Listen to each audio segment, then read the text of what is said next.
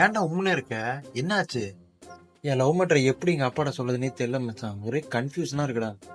அப்பாக்களை பெற்ற மகன்களுக்கு தான் தெரியும் அப்பா என்பவன் நண்பர்களோடு சேர்ந்தவன் என்று. சொல்லிடுறா மச்சான், எதையும் மூடி வைக்காதடா. எங்க அப்பனுக்கு மகனா பிறந்து எனக்கு தான் தெரியும் எங்க அப்பா எவ்வளவு பெரிய குதிரை கும்புன்னு. அவன் வந்துட்டான். உங்க அப்பா கண்டிப்பா உன் லவ் மேட்டர் ஏத்துப்படுறா, போய் சொல்றா. சொல்றது கரெக்டு தான் மச்சான். அந்த அளவு லவ் மேரேஜ் தானே. டெய்லி லவ் சாங்லாம் கேட்கறாரு.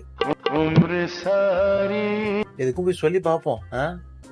ஏய் நான் ஃபோன் பண்ணிட்டு வரேன். A few moments later. மச்சான் அவர் லவ்க்கு ஓகே சொல்லிட்டாரா மச்சான்?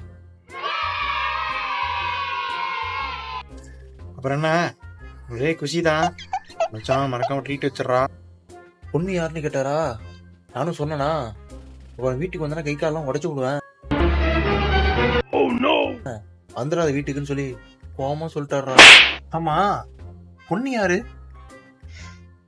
அது வேற யாரும் இல்ல மச்சான், ஏத்து விட்டு மாறி இருக்கான்ல அவனோட பொண்டாட்டி.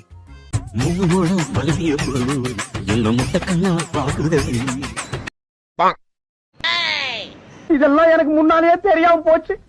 தெரிஞ்சிருந்தா ஏதாவது ஒரு காரணத்தை சொல்லி ஒரு மாசம் ஓடி போயிருப்பேன்.